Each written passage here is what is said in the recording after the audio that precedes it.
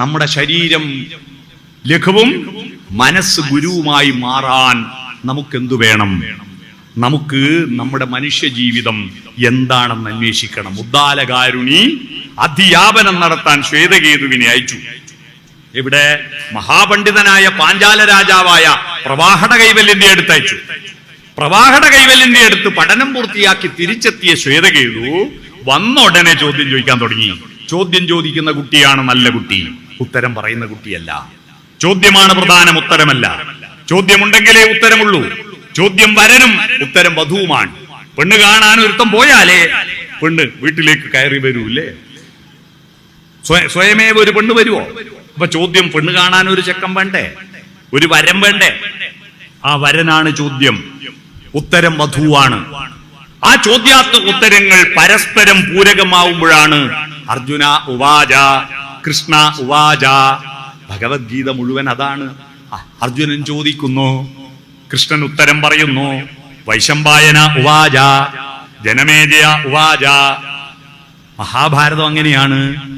പാർവതി ഉവാച, പരമേശ്വര ഉവാച. രാമായണം ഉമാമഹേശ്വര സംവാദമാണ്. ഋഷിമാരുമെല്ലാം പരസ്പര ചോദ്യോത്തരങ്ങൾ നടത്തുമ്പോ അതിൽ നിന്നാണ് ഉത്തരങ്ങൾ ഉണ്ടാവുന്നത്. അതാണ് ഓം സഹനാവവതു. ഗുരുവും ശിഷ്യനും, ഭാര്യയും ഭർത്താവും, അച്ഛനും അമ്മയും, അച്ഛനും മക്കളും, സഹോദരനും സഹോദരിയും പരസ്പരം ഇരുന്നിട്ട് സഹ അവവധുവാവുന്നുണ്ടോ? അതാണ് യോഗം. നിങ്ങൾ ധർമ്മപരിപാലനം നടത്താൻ യോഗം എന്നെന്താണെന്ന് പഠിച്ചോ? യോഗം എന്ന് പറഞ്ഞാൽ നിങ്ങൾ ധരിച്ചത് ഇന്ന് വൈകുന്നേരം കമ്മിറ്റിന്റെ യോഗം ഉണ്ട് കേട്ടോ, മീറ്റിംഗ് അല്ലേ? നോ. യാ ഗമിക്ക, യാ ഏതിലെയാണോ ഗമിക്കേണ്ടത് അതാ യോഗം. നമ്മൾ കൂടിച്ചേർന്നിട്ട് ഒത്തുചേർന്നിട്ട് പോകാനുള്ള വഴി കണ്ടെത്താന്നതിനെയാണ് യോഗം എന്ന് പറയാ. യാ എന്ന് പറഞ്ഞാൽ എവിടെ? യാ കുന്ദേന്ദു ധവള. കേട്ടില്ലേ? ആരാണോ, എന്താണോ, എവിടെയാണോ അതാ യാ. യാ എവിടെ, എങ്ങനെ? ചോദ്യമാണ് യാ. ഗം എന്ന് പറഞ്ഞാൽ ഗമിക്കുക, പോവുക, ഒരുമിച്ച് പോവുക, യോജിച്ചു പോവുക. ഏതിലെയാണോ പോകേണ്ടത് ആ യോജിച്ച് ഗമിക്കുക, അതാ യോഗം. പിടികിട്ടിയോ? ഒരുമിച്ച് ചേരേണ്ടത് ശരീരങ്ങളല്ല, മനസ്സുകളാണ്. ഒരുമിച്ച് ചേരേണ്ടത് ശരീരമല്ല. നിങ്ങളുടെ വീട് മനസ്സുകൾ ഒരുമിച്ച് ചേരാറുണ്ടോ? മനസ്സുകളും ശബ്ദങ്ങളും ഒരുമിച്ച് ചേരുന്നതാണ് കുടുംബം എന്ന് പറയാ. കുടുംബം എന്ന വാക്കിന്റെ അർത്ഥം മനസ്സും ശരീരവും ശബ്ദവും ഒരുമിച്ച് ചേരുമ്പോൾ ഉണ്ടാകുന്ന ഇമ്പമാണ് കുടുംബം. കൂടുമ്പോൾ ഇമ്പമുണ്ടാകണം. എന്താ കൂടണ്ടേ? തക്കാളിയും വെണ്ടക്കയും വഴുതിനിയും ഒന്നിച്ചു ചേരുന്നതാണ് കുടുംബം എന്ന് ധരിച്ചുപോയി അല്ലേ? സോഫയും ടിവിയും റിമോട്ടും ഒന്നിച്ചു ചേരുന്നതാണ് കുടുംബം എന്ന് ധരിച്ചുപോയി. കമ്പ്യൂട്ടറും നെറ്റും മൊബൈൽ ഫോണും ഗെയിമും ഒന്നിച്ചു ചേരുന്നതാണ് കുടുംബം എന്ന് ധരിച്ചുപോയി. അല്ല, ശരീരങ്ങൾ ചേരുമ്പോൾ അതിലെ മനസ്സൊത്തു ചേരണ്ടേ? ആ മനസ്സൊത്തു ചേരാൻ മനസ്സിനെ ഉണർത്തണ്ടേ? പത്മതീർത്ഥമേ ഉണരൂ, മാനസ പത്മതീർത്ഥമേ ഉണരൂ. അഗ്നിരഥത്തിലുദിക്കുമുഷസിൻ അർഘ്യം നൽകൂ, ഗന്ധർവസ്വര ഗംഗയൊഴുകൂ, ഗായത്രികൾ പാടൂ. ഓം സത്സവിതുർവരേണ്യം ഭർഗോ ദേവസ്യ ധീമഹി ധിയോ യോ ന പ്രചോദയാത്. ഭാരതത്തിലെ ആദ്യത്തെ മന്ത്രാണിത്. എന്ത് മന്ത്രം? വേദങ്ങളുടെ മൂലമന്ത്രം. ഓം നമഃശിവായ, ഓം നാരായണായ എന്ന മന്ത്രങ്ങളെല്ലാം ഉണ്ടാകുന്നത് അത് കഴിഞ്ഞ് കുറെ കാലം കഴിഞ്ഞിട്ടാണ്. ആദ്യത്തെ മന്ത്രം സൂര്യഗായത്രിയാണ്. സൂര്യഗായത്രി എങ്ങനെയാ? മനസ്സാകുന്ന പത്മതീർത്ഥത്തെ ഉണർത്താൻ വേണ്ടിയിട്ടാണ്. മനസ്സാണ് ഏറ്റവും വലുത്. ആ മനസ്സിന്റെ വലിപ്പം പോലെ ലോകത്തൊന്നുമില്ല. നിങ്ങൾ തിരുവനന്തപുരത്ത് പോയിട്ടുണ്ടോ? തിരുവനന്തപുരത്ത് പോകാനായിട്ട് ഇവിടുന്ന് കോട്ടയത്ത് പോണ്ടേ? കോട്ടയത്ത് നിന്ന് ട്രെയിന് കയറിയ പിന്നെ അല്ലേ ചെങ്ങന്നൂര്, തിരുവല്ല അല്ലേ, പിന്നെ ഏതാ സ്റ്റോപ്പ് പ്രധാനം? ചങ്ങനാശ്ശേരി അല്ലേ, തിരുവല്ല, ചെങ്ങന്നൂര്, കായംകുളം, കരുനാഗപ്പള്ളി, ശാസ്താംകോട്ട, കൊല്ലം, വർക്കല അല്ലേ, ശിവഗിരി, വർക്കല, അത് കഴിഞ്ഞ് വേളി അല്ലേ, കൊച്ചുവേളി, അത് കഴിഞ്ഞ് തിരുവനന്തപുരം, പേട്ട, തിരുവനന്തപുരം. ആ തിരുവനന്തപുരം റെയിൽവേ സ്റ്റേഷൻ, അവിടുന്ന് തമ്പാനൂർ റെയിൽവേ സ്റ്റേഷൻ ഇപ്പുറം കടന്നാൽ KSRTC ബസ് സ്റ്റാൻഡ്. ആ ബസ് സ്റ്റാൻഡിൽ നിന്ന് നേരെ പോയ പത്മനാഭസ്വാമി ക്ഷേത്രം, ആ ക്ഷേത്രത്തിന്റെ വലിയ ഗോപുരം, ആ ഗോപുരത്തിന്റെ അടുത്തുനിന്ന് നോക്കിയാൽ അങ്ങ് ശംഖുമുഖം, കടപ്പുറം, കടല്. ചേടാ, ഈ കുഞ്ഞി തലേന്റെ ഉള്ളിൽ തിരുവനന്തപുരം കടൽ വരെ കൊണ്ടാ. ഈ തലേന്റെ ഉള്ളിൽ ഈ തല നിങ്ങൾ തിരുവനന്തപുരം വരെ വികസിച്ച മനസ്സുണർന്ന തിരുവനന്തപുരത്ത് പോയ നിങ്ങൾ തിരിച്ചുകൂടി എത്തിയ വിമാനത്തിന് ഇത്ര വേഗത്തിൽ പോകാനാവോ? മനസ്സല്ലേ ലോകത്ത് ഏറ്റവും വലുത്? പത്മതീർത്ഥമേ ഉണരൂ, മാനസ പത്മതീർത്ഥമേ ഉണരൂ. വലുതാ, ഉണർന്നില്ലേ? ഉണർന്നില്ലേ? അതാണ് അത്ഭുതം. ആ മനസ്സാണ് വലുത്, ആ മനസ്സാണ് വലുത്. അതിൽ അഗ്നിരഥത്തിൽ ഉദിക്കും ഉഷസ്സിന് അർഘ്യം കൊടുക്കും. രാവിലെ അർഘ്യം കൊടുക്കുക. എന്താ അർഘ്യം കൊടുക്കുക അറിയാവോ? എന്താ അർഘ്യം കൊടുക്കുക?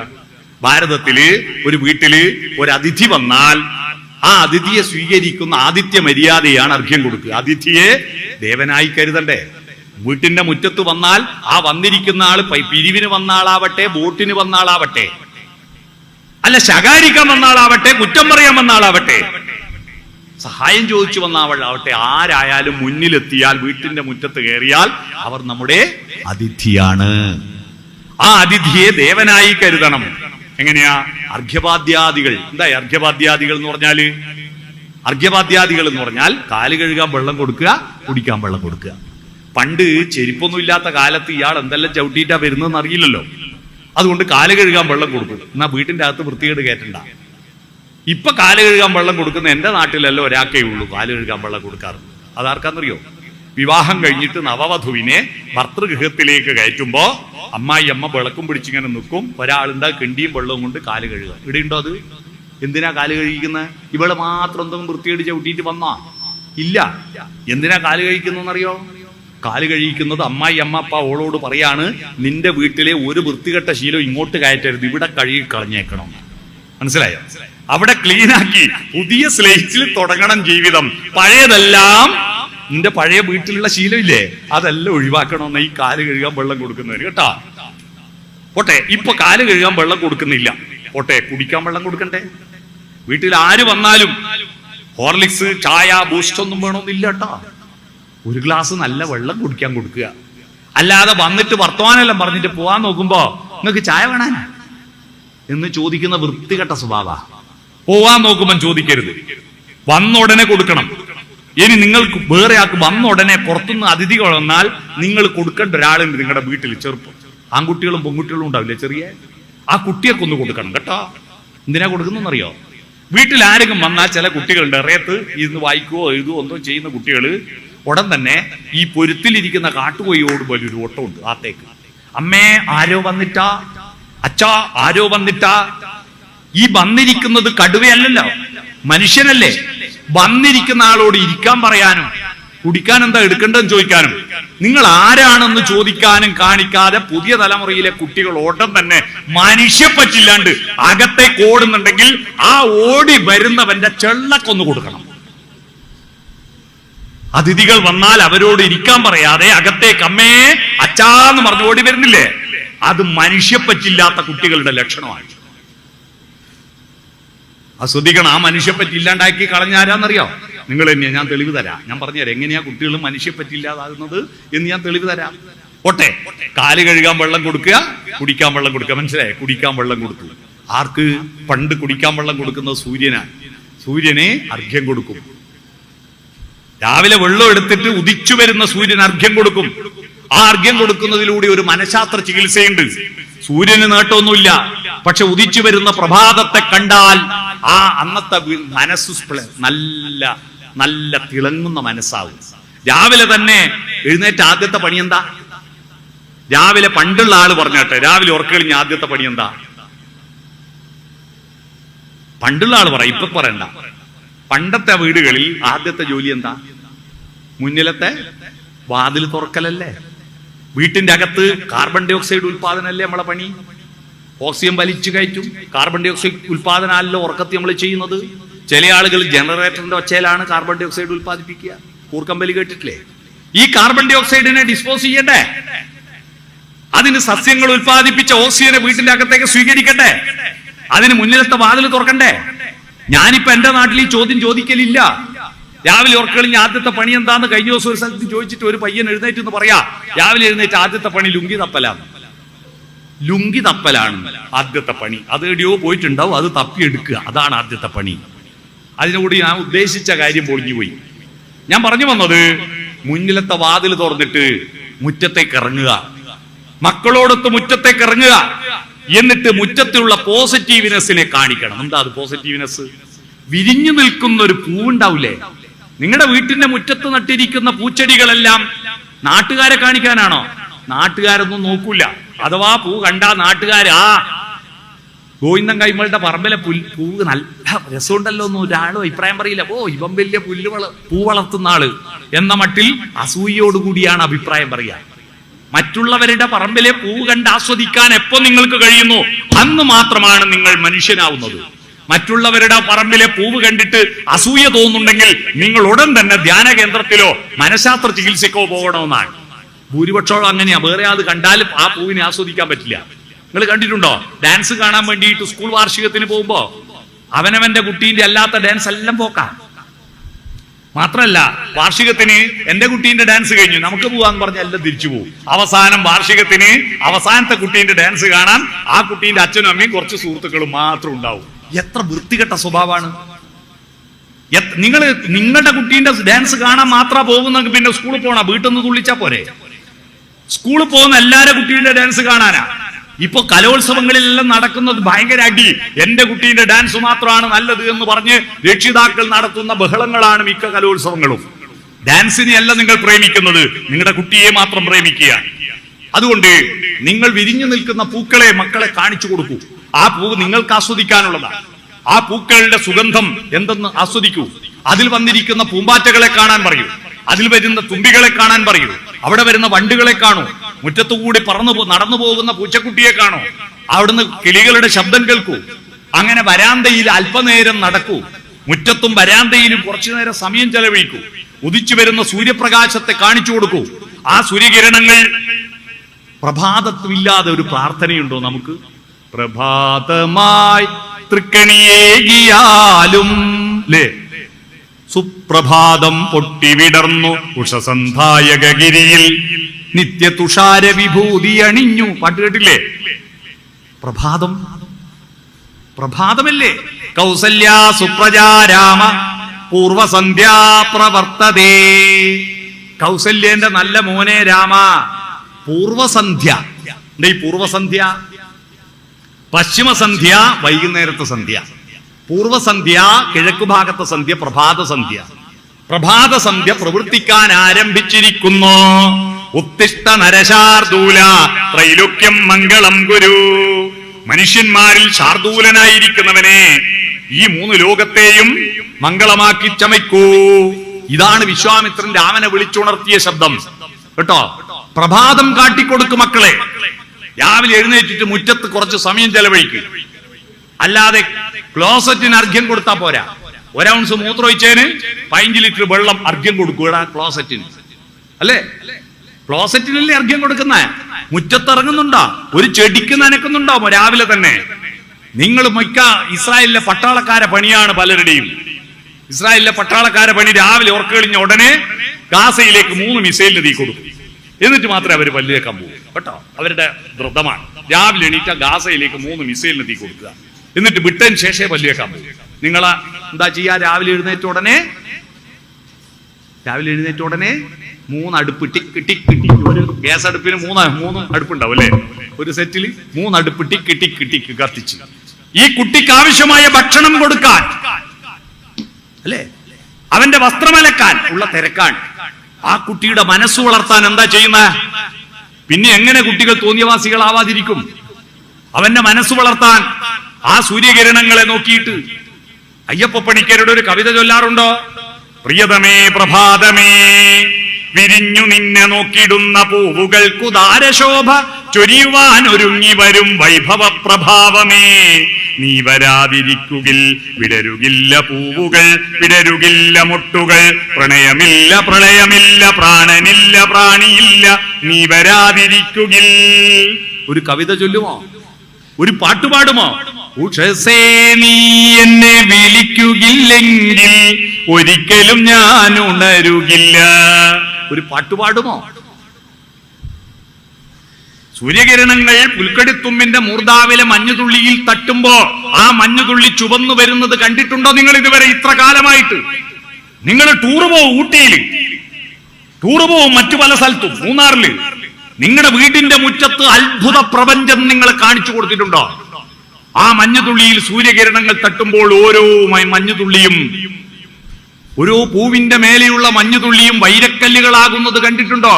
സൂര്യാംശുവോരോ വയൽ പൂവിലും വൈരം പതിക്കുന്നു പാടിയിട്ടുണ്ടോ?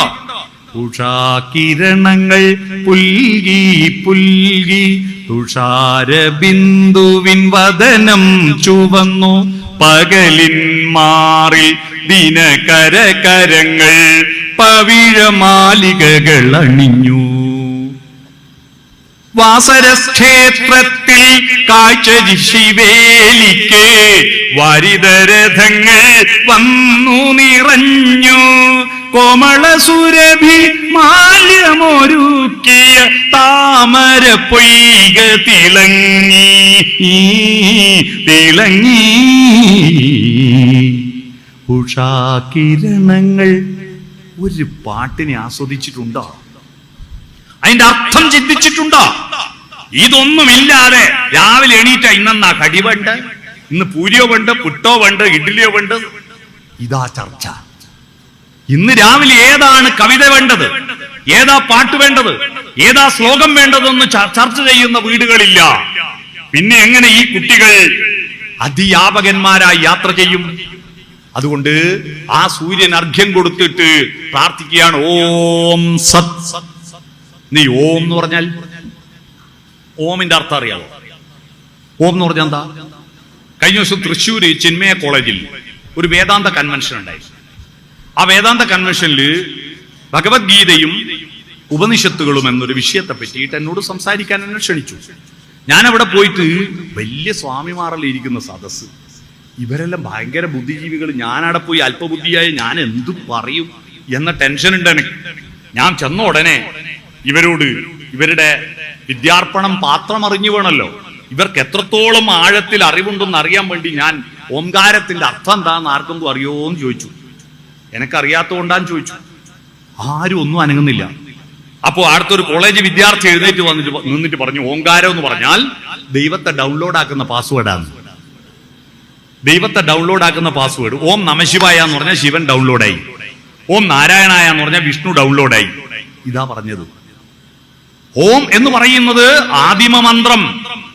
ഈ പ്രകൃതിയുടെ 3 നിയമങ്ങൾ. ആദ്യം മനുഷ്യൻ വായിച്ച കൃതി ഏതാണെന്നറിയാവോ?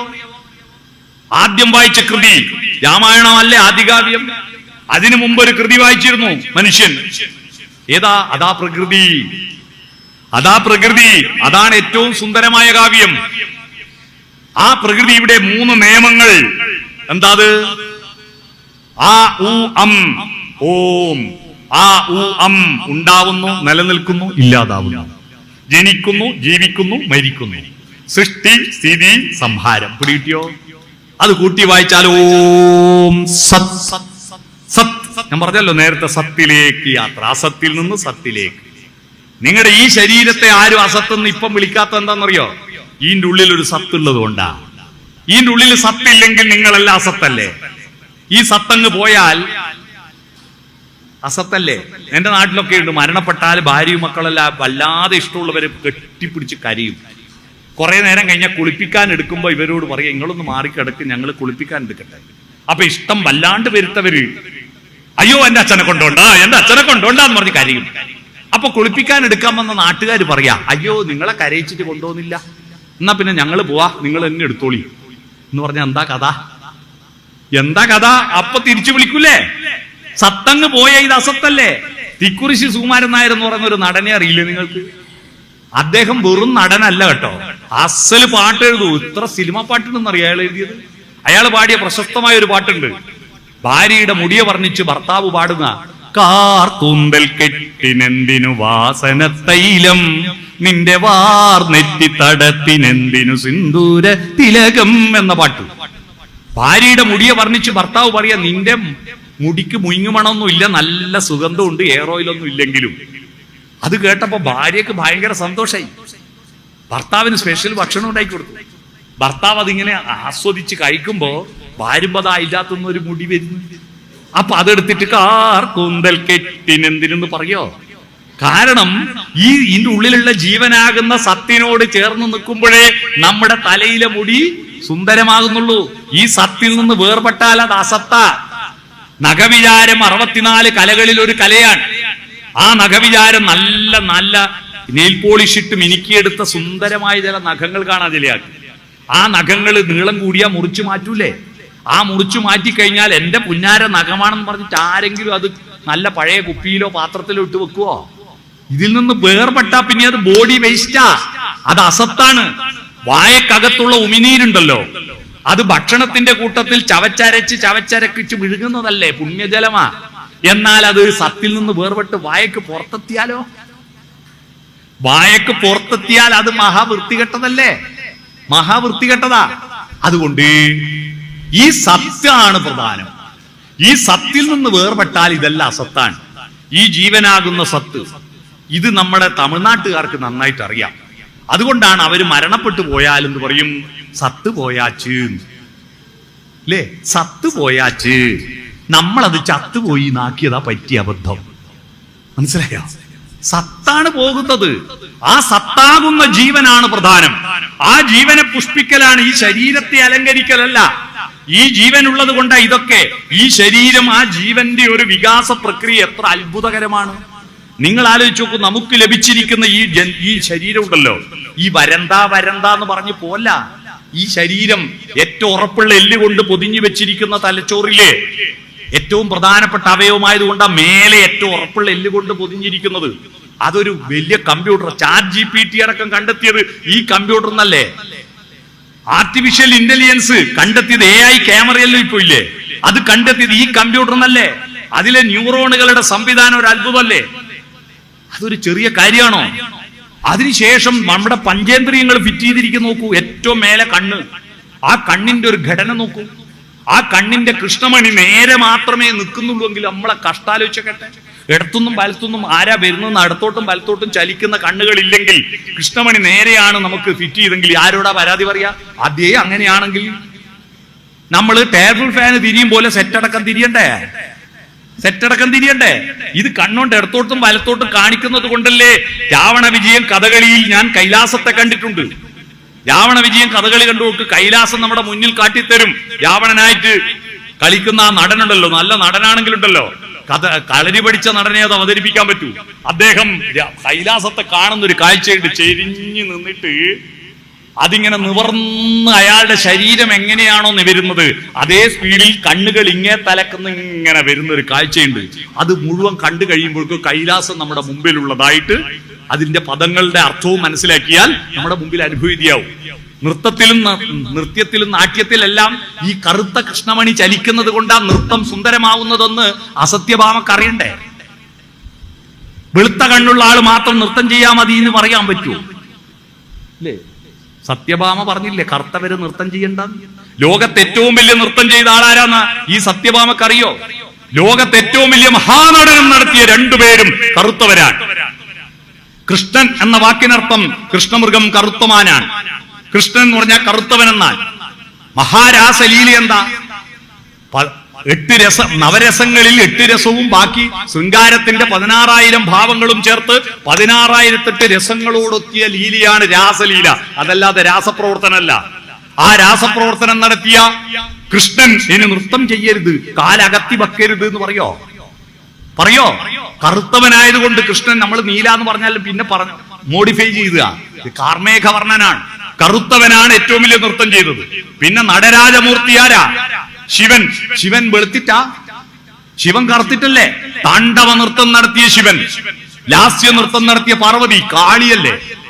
ലാസ്യ നൃത്തം നടത്തിയ പാർവതി വെളുത്തിട്ടാ? കറുത്തവളാണ്. കാളി എന്ന് പറഞ്ഞാൽ കറുത്തവളെന്ന അർത്ഥം. താണ്ഡവവും ലാസ്യവും ചേർന്നാലാണ് താലം ഉണ്ടായത്. ആ താളം കൊണ്ടായി ഈ സത്യഭാമ നൃത്തം ചെയ്യുന്നത്. എല്ലാവരും കറുത്തിട്ട, എന്നിട്ട് വെളുത്താള് മാത്രം നൃത്തം ചെയ്താൽ മതി പോലും.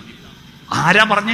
മനുഷ്യൻ പണ്ട് ബൈബിളിൽ പറയുന്നുണ്ട്, 6-ാം ദിവസം മണ്ണാൽ സൃഷ്ടിച്ചു മർത്യനെ, മണ്ണ് കൊണ്ടുണ്ടാക്കി അടുപ്പത്ത് വെച്ച് ആദ്യത്തെ കരിഞ്ഞുപോയി.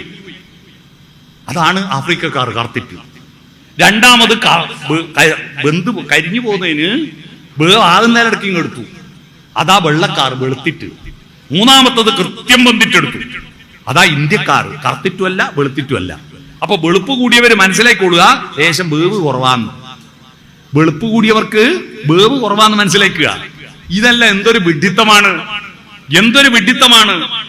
ആ കറുത്തതും വെളുപ്പൊന്നും വ്യത്യാസമില്ല. കൃഷ്ണമണി എന്ന വാക്കിന്റെ അർത്ഥം, കൃഷ്ണൻ എന്ന് പറഞ്ഞാൽ കറുത്തവെന്ന, മനസ്സിലായോ? കൃഷ്ണമണി കറുത്ത കൺമണി, അതുകൊണ്ടാ കൃഷ്ണമണി എന്ന് പറയുന്നത്. ആ കൃഷ്ണമണി, കറുത്തിട്ടുള്ള കൃഷ്ണമണി ചലിപ്പിച്ചിട്ടാണ് മോഹിനിയാട്ടവും ഭരതനാട്യവും അവതരിപ്പിക്കുന്നത്. ആ കണ്ണ് വളരെ മൃദുലമായതുകൊണ്ട് നെറ്റിയുടെ എല്ല് പുറത്തേക്ക് തള്ളി, കവിളെല്ല് തള്ളി, അതിന്റെ നടുക്കുള്ള ഒരു കുഴിയിൽ കണ്ണ് പിടിപ്പിച്ച് എന്തൊരു ഔചിത്യവും കരുതലുവാ. കാരണം എന്തെങ്കിലും വന്ന് അടിച്ച് കണ്ണിന് ആപത്ത് വരാതിരിക്കാൻ വേണ്ടി 2 എല്ലിന്റെ നടുക്ക് കുഴിയിൽ വെച്ചില്ലേ? ആ കുഴിയിൽ വെച്ചിട്ട് ആ കുഴിയിൽ എന്തെങ്കിലും പൊടി വീഴാതിരിക്കാൻ വേണ്ടിയിട്ട് ഓട്ടോമാറ്റിക് ഷട്ടർ പിടിപ്പിച്ചില്ലേ? പൊടി വരുന്നുണ്ട്, തടഞ്ഞോന്ന് കൈക്ക് ആടി എത്തുന്നിടത്ത് പൊടി കണ്ണിലാവാതിരിക്കാൻ കണ്ണിൽ കൺപോള പിടിപ്പിച്ച്. ലോകത്തെ ആദ്യത്തെ ഓട്ടോമാറ്റിക് മിഷനാണ് കൺപോള. ആ കൺപോള ഒരു അനുഗ്രഹമല്ലേ? എന്നിട്ടും പൊടി താഴോട്ട് വീഴാതിരിക്കാൻ മേലേന്ന് പൊടി വീഴുന്നത് തടയാൻ വേണ്ടിയിട്ട് ഒരു സൺഷെയ്ഡ് പുല്ല് വെച്ച് പിടിപ്പിച്ചില്ലേ? പുരികോ, അത് പൊരിച്ചു മാറ്റിയിട്ട് വരച്ചുണ്ടാക്കാനുള്ളതല്ല കേട്ടോ.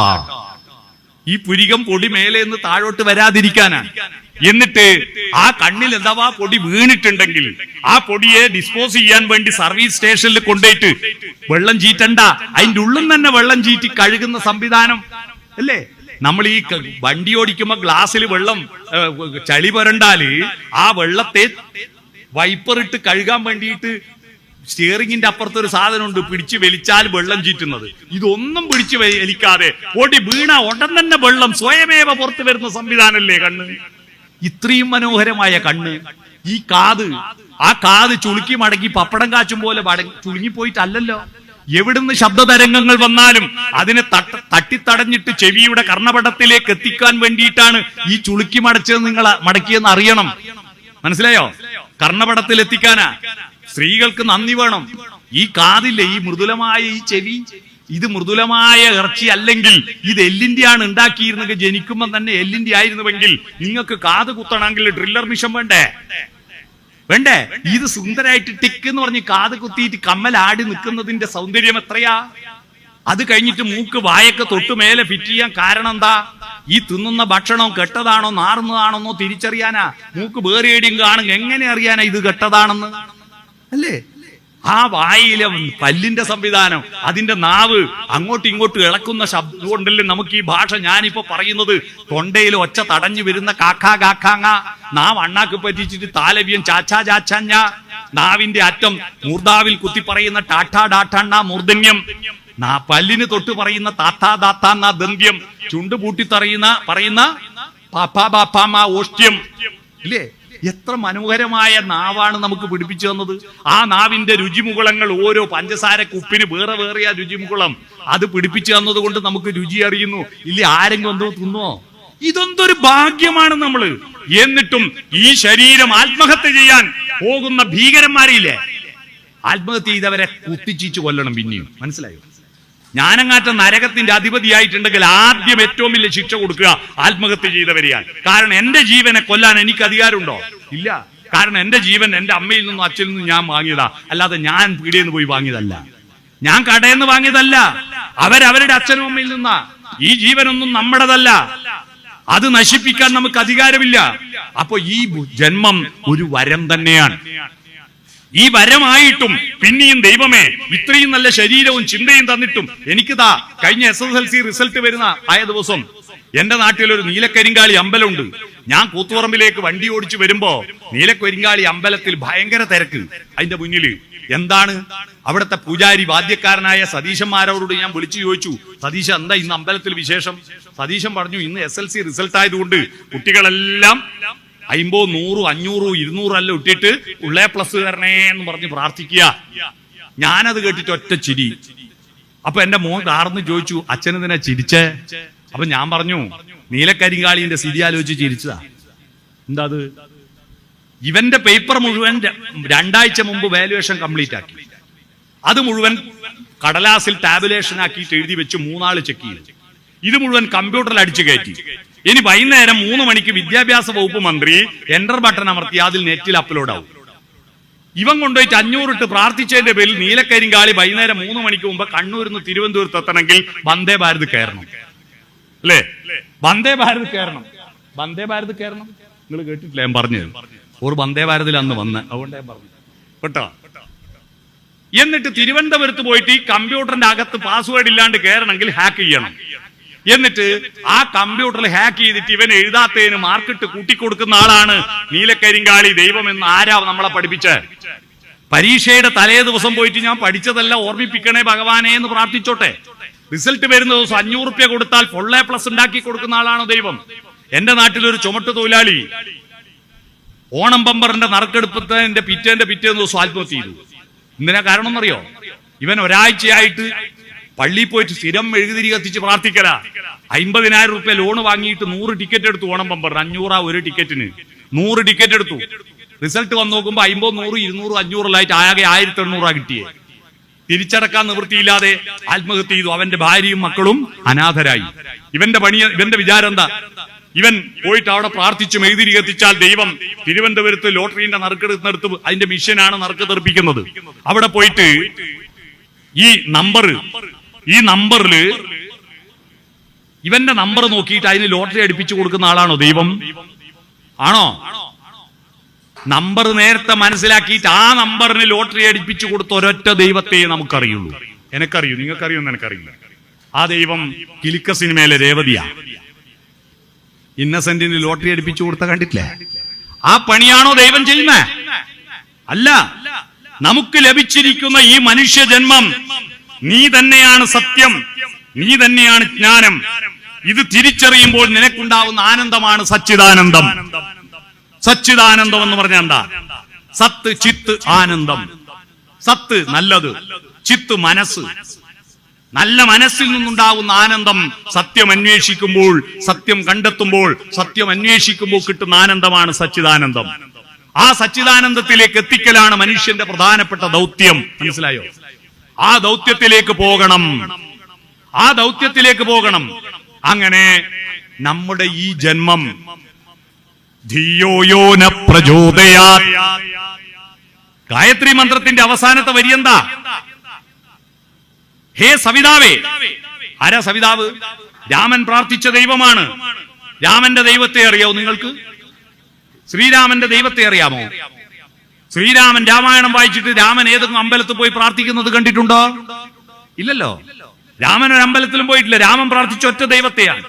രാമരാവണ യുദ്ധം നടന്നുകൊണ്ടിരിക്കുമ്പോ ഈ ബ്രഹ്മാവ് വരം കൊടുത്തിട്ട്, ബ്രഹ്മാവാണ് മുഴുവൻ ചൊറയുണ്ടാക്കി, മടമ്പ് കൊണ്ടുപോയിട്ട് കുറവുമേൽ വെച്ചിട്ട് ആരെങ്കിലും ഇങ്ങനെ നിൽക്കും കുറെ നേരം, അപ്പാട് കൊടുക്കും വരം. അതുകൊണ്ട് ബാക്കിയുള്ള ആള് അനുഭവിക്കുക. അതുകൊണ്ട് ആ ബ്രഹ്മാവിന് അമ്പലം ഇല്ലാണ്ടായി പോയെ, പൂജ ഇല്ലാണ്ടായി പോയെ. മനസ്സിലായോ? ഈ ബ്രഹ്മാവ് ശിവനോട് കളവ് പറഞ്ഞിട്ടാണ് പൂജ ഇല്ലാണ്ടായി പോയിട്ട് ശപിച്ചതാണ് ശിവൻ. ഞാൻ പറഞ്ഞു വന്നത്, ആ വരത്തിന്റെ ശക്തി കൊണ്ട് രാവണനെ കൊല്ലാൻ പറ്റുന്നില്ല. അവസാനം തളർന്നിരുന്ന രാമന്റെ മുന്നിൽ ആര്യവംശത്തിന്റെ തലതൊട്ടപ്പനായ അഗസ്ത്യമുനി പ്രത്യക്ഷപ്പെട്ടിട്ട് പറയാ, രാമ നീ പ്രാർത്ഥിക്ക്. ആരെ? വിഷ്ണുവിനെയോ ശിവനെയോ? ഒന്നുമല്ല, ആദിത്യ ഹൃദയ മന്ത്രം ചൊല്ലാൻ പറയുന്നു. ആദിത്യനാരാ? സൂര്യൻ. സന്താപനാശകരായ നമോ നമ, അന്ധകാരാന്തകായ തേ നമോ നമ, ചിന്താമണേ ചിദാനന്ദായ തേ നമ, നീഹാരനാശകരായ നമോ നമ, ശാന്തായ രൗദ്രായ സൗമ്യായ ഘോരായ കാന്തിമതാം കാന്തി രൂപായ തേ നമ, സ്ഥാവര ജംഗമാചാര്യായ തേ നമ, ലോകായ വിശ്വൈക സാക്ഷിണതേ നമ. ഇത്തമാദിത്യ ഹൃദയം ജപിച്ചു നീ ശത്രുക്ഷയം വരുത്തിയിടുക സത്വരം. ഇത് ചൊല്ലിയിട്ടേ രാമന് രാവണനെ കൊല്ലാൻ പറ്റിയിട്ടുള്ളൂ. നിങ്ങൾ രാമന്റെ വിഗ്രഹം വെക്കും, രാമന്റെ അമ്പലത്തിൽ പോവും, രാമനെ പൂജാമുറിയിൽ വെച്ച് പ്രാർത്ഥിക്കും. പക്ഷെ രാമൻ പ്രാർത്ഥിച്ച ദൈവത്തെ നിങ്ങൾക്ക് വേണ്ട. മക്കളെ, ആ സൂര്യനെ കാണിച്ചു കൊടുക്കുന്നില്ല, ആ പ്രഭാതത്തെ കാണിച്ചു കൊടുക്കുന്നില്ല.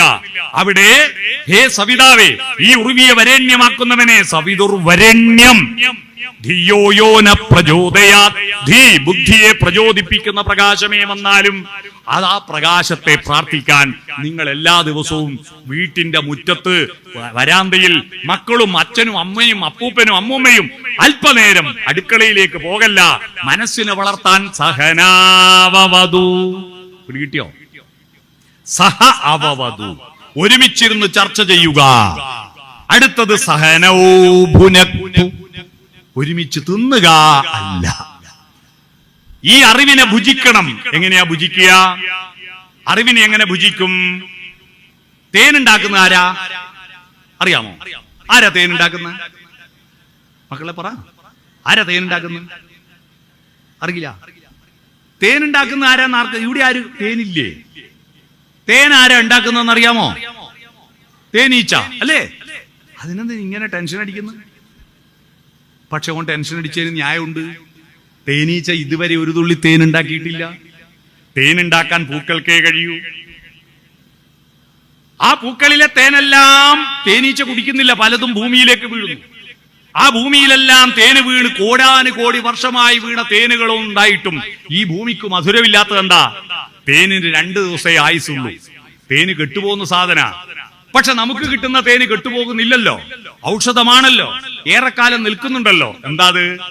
തേനീച്ച പൂവിൽ നിന്ന് തേന് ശേഖരിച്ച് അപ്പടി തേൻവലിയിൽ കൊണ്ടുപോയി വെച്ചാൽ കെട്ടുപോകും. തേനീച്ച അത് ഭുജിക്കുന്നു, തന്റെ എൻസൈം ചേർത്ത് ദഹിപ്പിച്ചിട്ട് സ്വന്തം തേനാക്കി മാറ്റിയിട്ടാണ് തേൻവലയിൽ കൊണ്ടുപോയി വെക്കുന്നത്. അപ്പോഴാണ് ആ തേൻ ഔഷധമാകുന്നത്, ഏറെക്കാലം നിൽക്കുന്നത്. നമ്മുടെ പൂക്കളാണ് പുസ്തകങ്ങൾ, അതിലെ തേനാണ് അറിവ്. നമ്മുടെ കുട്ടികൾ തേനീച്ചകളാണ്. അവർ ഈ സഹ അവവധു പഠിച്ചാൽ മാത്രം പോരാ, ആ പഠിച്ച കാര്യം സ്വന്തം അനുഭവങ്ങളും സ്വന്തം ചിന്തകളും സ്വന്തം യുക്തിബോധവും ചാലിച്ചു ചേർത്തിട്ട് ഭുജിക്കണം. ആ ഭുജിച്ചു കഴിഞ്ഞാൽ അത് അവന്റെ സ്വന്തം അറിവായി മാറും. അതാ സഹനോഭുനക്തു. ആ കുട്ടിയുടെ ശരീരത്തെ വളർത്തിയാ പോരാ. നിങ്ങൾ ഇവിടെ ഒരു കുഞ്ഞ് ജനിച്ചാൽ ആദ്യത്തെ ചടങ്ങെന്താ? പ്രസവിച്ച ആരുമില്ല ഇവിടെ. തേനും വയമ്പും നാവിൽ തൂകും അല്ലേ? വയമ്പെന്തിനാന്ന് പറഞ്ഞാൽ പണ്ട് ഈ പ്രതിരോധ വാക്സിനേഷനിലും വരുന്നതിന് മുമ്പേ വയമ്പ് പ്രതിരോധ ശേഷി കൂട്ടുന്ന ഒരു മരുന്നാ. അതുകൊണ്ടാണ് വയമ്പ്. തേനോ? തേന് കൊടുക്കുന്ന എന്തിനാണെന്നറിയോ? കുട്ടിക്ക് ജനിച്ച ഉടനെ first impression is the best impression. മധുരം. ഹായ്, കൊള്ളാലോ. മധുരം മധുരം മധുരം മധുരം മധുരാധിപതേ സകലം മധുരം അല്ലേ? Hi, I am okay, you are okay. ഈ ലോകം എല്ലാം നല്ലതാ, മധുരിക്കുന്നതാന്ന് കുട്ടിക്ക് തോന്നുക. ഈ സമൂഹത്തെ ഇഷ്ടപ്പെടും. പക്ഷെ ഇപ്പൊ ആരും തേന് കൊടുക്കുന്നുണ്ടോ? ഇല്ല. പകരം ഒരു ഇഞ്ചക്ഷൻ വെക്കൂ. കുട്ടിക്ക് വേദനിച്ചു, കരഞ്ഞു, പനി വന്നു. അപ്പൊ കുട്ടീന്റെ first impression is the waste impression. കുട്ടിക്ക് തോന്നുക ഈ ലോകം മുഴുവൻ എന്നെ കുത്താമെന്ന കാലം മാറാ. അങ്ങനെ സാമൂഹ്യ വിരുദ്ധനാകുക ഇവൻ. ഇഞ്ചക്ഷൻ വേണ്ടേ? നിർബന്ധമായിട്ട് വേണം. എല്ലാ കുട്ടികൾക്കും ഇഞ്ചക്ഷൻ കൊടുക്കണം. ഇല്ലേ കുറെ കുട്ടികൾ മരിച്ചു പോവായിരുന്നു രോഗം വന്നിട്ട്. ആ ഇഞ്ചക്ഷനേക്കാൾ പ്രധാനം അതിന് മുമ്പേ അല്പം തേന് നാവിൽ പുരട്ടി കൊടുത്താൽ അതൊരു മനഃശാസ്ത്ര ചികിത്സയാ. അത് കഴിഞ്ഞിട്ട് എന്റെ നാട്ടിലൊരു ചടങ്ങുണ്ട്. പ്രസവിച്ച സ്ത്രീക്കുള്ള ഒരു ആദരവ് പ്രകടിപ്പിക്കുന്ന ഒരു ചടങ്ങുണ്ട്. പ്രസവിച്ച സ്ത്രീ എന്ന് പറഞ്ഞാൽ 9 മാസം 12 ദിവസം തന്റെ കുഞ്ഞിനെ താൻ കിടക്കുമ്പോൾ 2 ആളാ കിടക്കുന്നത് ചിന്തിക്കണ്ടേ? താൻ ഇരിക്കുമ്പോൾ 2 ആളാ ഇരിക്കുന്നത്, താൻ ഉണ്ണുമ്പോൾ 2 ആൾക്ക് വേണ്ടിയാ ഉണ്ണുന്നത്, താൻ ഉണരുമ്പോൾ 2 ആളാണ് ഉണരുന്നതെന്ന് ചിന്തിച്ച് 9 മാസം 12 ദിവസം കുഞ്ഞിനെ പേറി നടന്നു മാത്രമല്ല, അതിനെ പ്രസവിക്കുന്ന വേദന അനുഭവിച്ചത് മാത്രമല്ല, അതിന്റെ രക്തം മുഴുവൻ പോയ കഷ്ടം അനുഭവിച്ച മാത്രമല്ല, അതിനുശേഷം ഞാനിതാ പ്രസവിച്ചിട്ടുണ്ട്, ഞാൻ നാളെ ഓഫീസിൽ പോകുന്നെന്ന് പറഞ്ഞു പോകാൻ പറ്റുമോ? ഈ കുഞ്ഞിനെ കുളിപ്പിച്ച് കൈയും കാലും വളരുന്നത് നോക്കിയിട്ട് അതിനെ വളർത്തിയെടുത്ത് അതിന് മുല കൊടുത്ത് വളർത്തുന്ന ഒരു മഹാപ്രക്രിയയിലെ 1-2 കൊല്ലം മറ്റെല്ലാം വിട്ടിട്ട് കേന്ദ്രീകരിച്ച് ഏകാഗ്രതയോടെ ശ്രദ്ധിക്കുന്നില്ലേ? ഒരാണുങ്ങൾ ഏൽപ്പിച്ചോക്കെ ആട്ടെ 4 ദിവസം നോക്കാൻ ഏൽപ്പിച്ചോക്ക്, എന്നെ കൊണ്ടാവില്ല എന്ന് പറഞ്ഞു ഓടൂല്ലേ? എന്നാൽ ഇത് ചെയ്യുന്ന ആ സ്ത്രീക്ക്, ഞങ്ങളുടെ നാട്ടിൽ ആ സ്ത്രീക്ക് ഒരു ബഹുമാനം കൊടുക്കാൻ 5-10 ദിവസമാകുമ്പോ ഈ കുഞ്ഞിന്റെ അച്ഛന്റെ വീട്ടുകാര് ആ പെണ്ണിനൊരു നഷ്ടപരിഹാരം കൊണ്ട് കൊടുക്കും. ഇവിടെ ഉണ്ടോ? അത് ഒരു പണം കൊണ്ട് കൊടുക്കാനുണ്ട്. ഇവിടെ ഉണ്ടോ? പണം കൊണ്ട് കൊടുക്കും. നിങ്ങളെ വലിയ ചടങ്ങാത്. പണം കൊണ്ട് കൊടുക്കും. ഇതിവിടെ പറഞ്ഞിട്ട് ആപത്തുണ്ടായി അല്ലേ? പുതിയ ചിന്തയുണ്ടാക്കി അല്ലേ? അത് കഴിഞ്ഞിട്ട് പിന്നെ ഒരു ചടങ്ങെന്താ? അത് കഴിഞ്ഞ അടുത്ത ചടങ്ങെന്താ? 28 കുളി അല്ലേ? അന്ന് 28ന്റെ കണക്ക് 28ന്റെ കണക്കെന്താ? അന്ന് 29 ആയാല് 28 എല്ലാവരും 28 ആവണം. നമ്മള് 29 മാസം കുളിച്ചാപ്പാട് അലിഞ്ഞു പോവോ? മനസ്സിലാക്കണം. കൊല്ലത്തുള്ളവര് ചോദിച്ചറിയൂ. നമ്മൾ ഈ മലയാളികൾക്ക് കലണ്ടർ വന്നത് എപ്പാന്നറിയോ? പോർച്ചുഗീസുകാർ വന്നതിന് ശേഷമാണ് ഈ ചുമരുമ തൂക്കുന്ന കലണ്ടർ വന്നത്. അതിനു മുമ്പ് നമുക്ക് എപ്പാ കലണ്ടർ ഉണ്ടായെന്നറിയോ? നമ്മുടെ ആദ്യത്തെ കലണ്ടർ, ഞാൻ ഒരു പാട്ട് പാടാം, അതിലുണ്ട് കലണ്ടർ. നമ്മുടെ കലണ്ടറിന്റെ പേര് സംക്രമ വിഷു പക്ഷി സംവത്സര പക്ഷി പൊന്മണി ചുണ്ടിനാൽ കാലത്തിൻ ചുമരിലെ പുഷ്പപഞ്ചാംഗങ്ങൾ മാറ്റി നീ എത്ര പുഷ്പപഞ്ചാംഗങ്ങൾ മാറ്റി. എന്താ പഞ്ചാംഗം? പക്ഷെ പുസ്തക രൂപത്തിലായതുകൊണ്ട് ഇത് നമ്മളെ കലണ്ടർ എന്നറിയില്ല. ഈ പഞ്ചാംഗം ഉണ്ടായതപ്പാന്നറിയോ?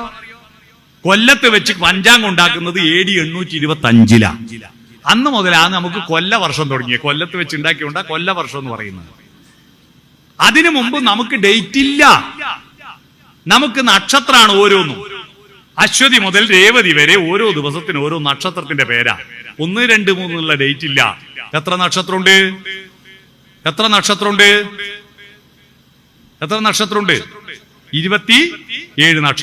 അപ്പൊ 27 നക്ഷത്രം. അപ്പൊ ഒരു കുട്ടിയുടെ ജന്മദിനം ആദ്യം വരും എത്രാമത്തെ ദിവസം? 28ാമത്തെ ദിവസം അല്ലേ? അന്നാണ് പേര് വിളിക്കുക. ഈ പഴയ 1980 മുമ്പ് ജനിച്ച ഞങ്ങളുടെ നാട്ടിലുള്ള ആളുകൾക്കെല്ലാം 3 ഡേറ്റ് ഓഫ് ബർത്ത് ഉണ്ടാവും. 3 ജന്മദിനം ആഘോഷിക്കാം. ഒന്ന് ഇംഗ്ലീഷ് തീയതി, കലണ്ടർ പ്രകാരമുള്ള മുനിസിപ്പാലിറ്റിയിലും പഞ്ചായത്തിലും രജിസ്റ്റർ ചെയ്ത തീയതി. രണ്ടാമത് മലയാള മാസവും നക്ഷത്രവും. മേടമാസം മകൻ നക്ഷത്രത്തിലെ എന്റെ അമ്മ അമ്പലത്തിൽ പോകും, അന്നേ പായസം വെക്കും. മനസ്സിലായോ? 2. മൂന്നാമത്തത് LP സ്കൂളെ ഹെഡ്മാഷ് നിശ്ചയിച്ച തീയതി. എന്നെ സ്കൂളിൽ ചേർക്കാൻ വേണ്ടിയിട്ട് പോയപ്പോ നിട്ടൂർ കുഞ്ഞിരാം മാഷായിരുന്നു ഹെഡ്മാഷ്.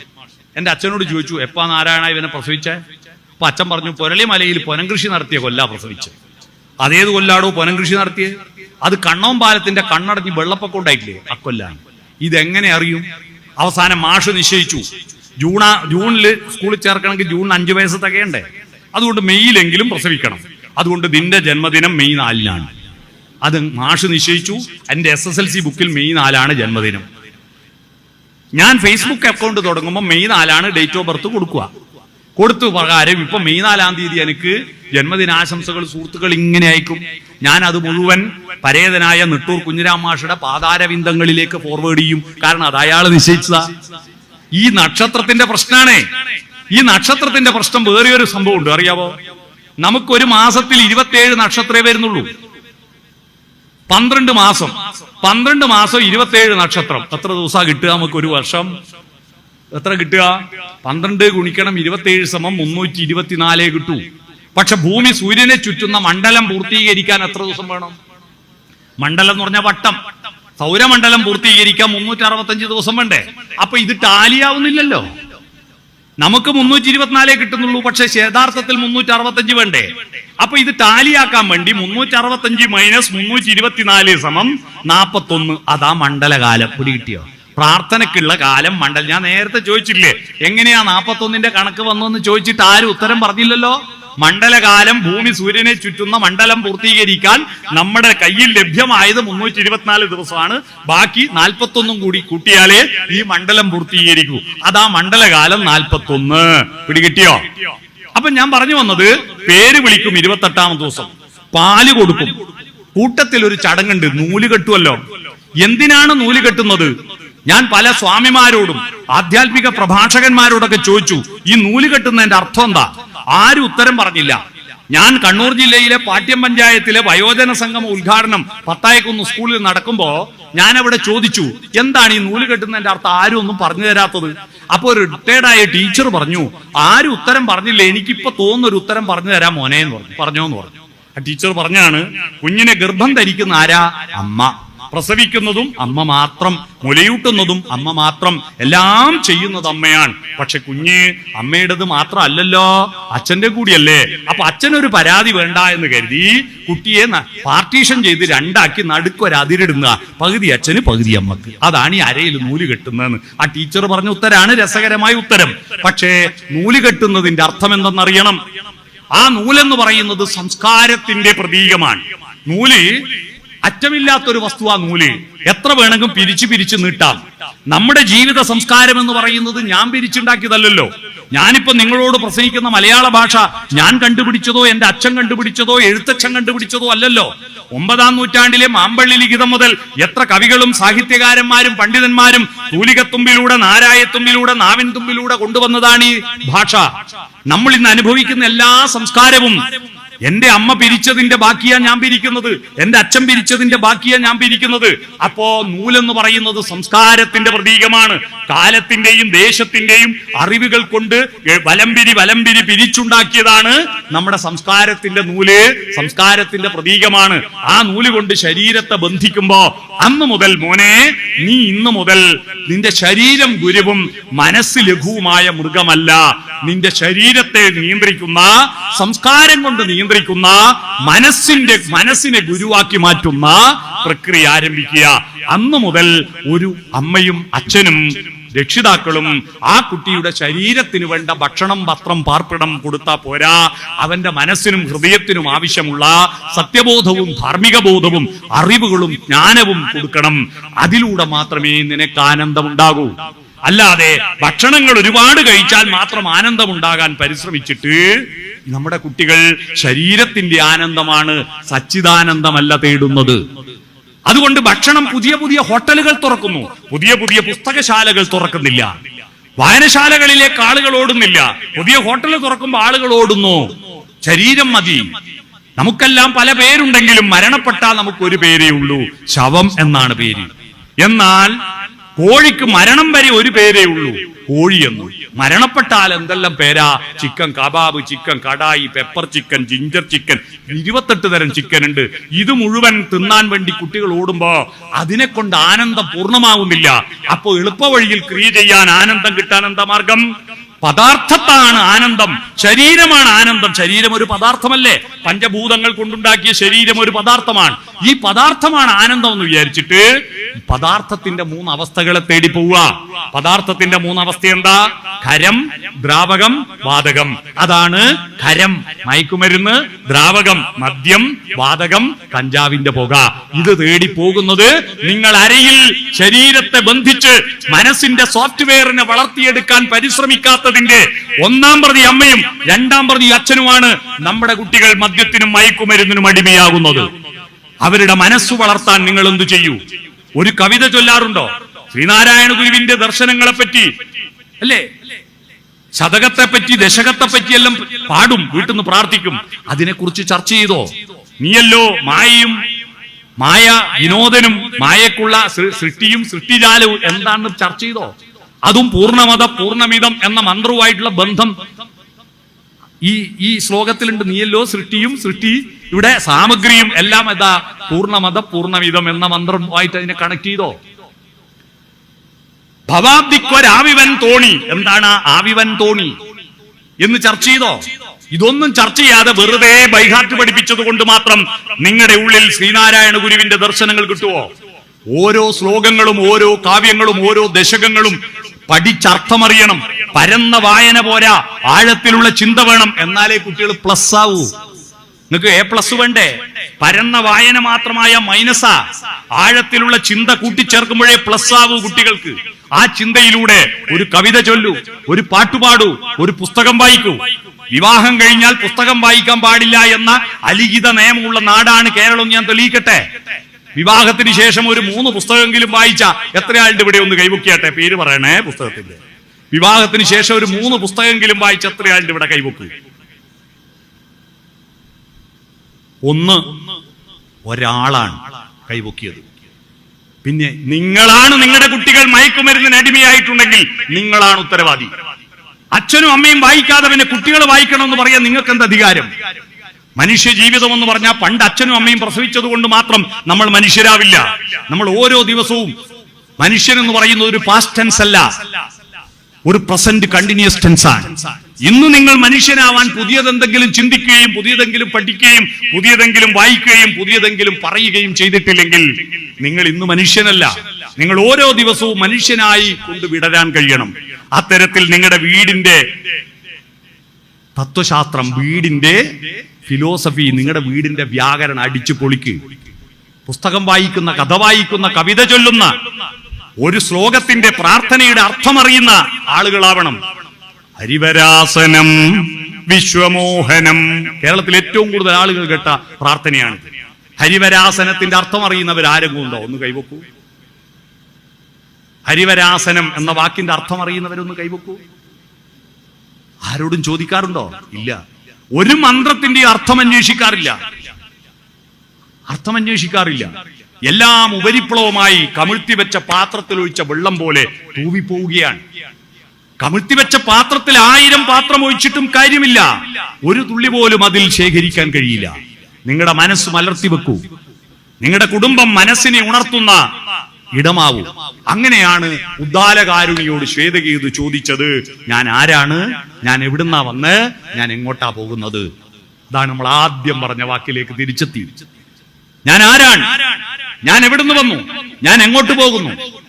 ഈ ഛാന്ദാഗ്യോപനിഷത്തിലെ ചോദ്യമാണ് വയലാർ രാമവർമ്മ ഒരു നാടകഗാനത്തില് ഒരു ചരണം എഴുതിയത്. എവിടെ നിന്നോ വന്നു ഞാൻ, എവിടേക്കോ പോണു ഞാൻ.